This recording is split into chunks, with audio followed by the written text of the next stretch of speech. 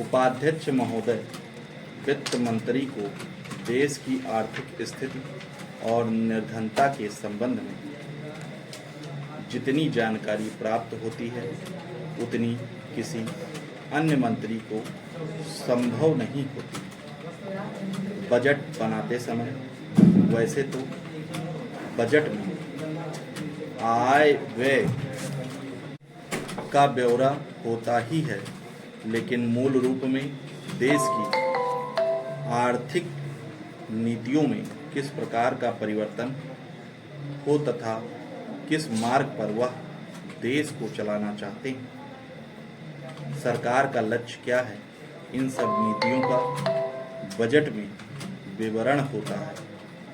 हमारे वित्त मंत्री चाहे जिस पद पर भी रहे हों, चाहे वे मुख्यमंत्री रहे हों या केंद्रीय सरकार में रहे हों, उन्होंने शानदार काम किया।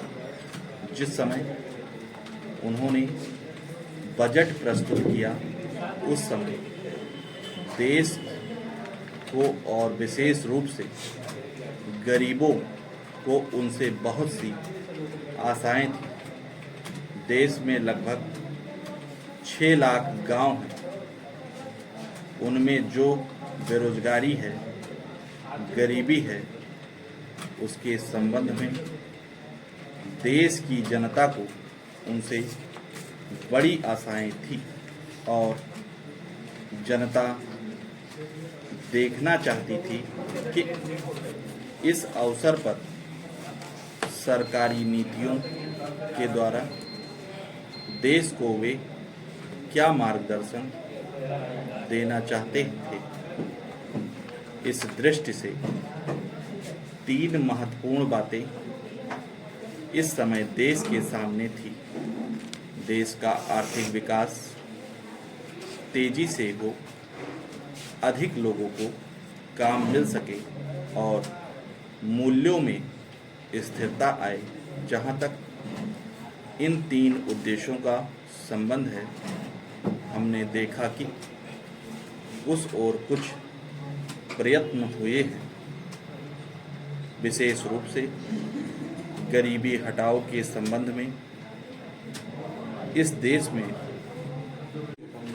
जो चर्चा चल रही है, इस बजट में कुछ सीमा तक उसका उल्लेख मिलता है, क्योंकि जितने भी प्रत्यक्ष कर लगे हैं वे ज़्यादातर धनी लोगों पर और विशेष रूप से शहर के लोगों पर लगाए गए हैं।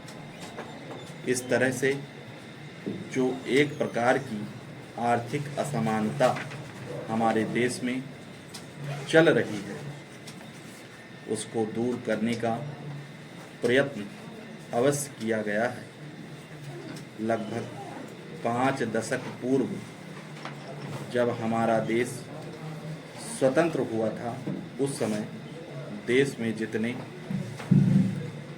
सरकारी कर्मचारी थे वे ऐसा समझ बैठे थे कि अब तक देश में जिस तरह से अंग्रेजों का प्रशासन चल रहा था उस तरह से काम नहीं चलेगा, क्योंकि कांग्रेस के जो नए लोग आए थे, जो मंत्री बने थे, वे लोग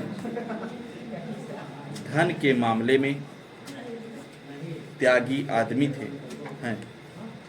धन से उनको मोह नहीं है, लेकिन बाद में उन्होंने देखा कि हमारे मंत्री लोग भी उसी तरह से शानदार जीवन पसंद करने लग गए जिस तरह से अंग्रेज करते थे। स्टॉप।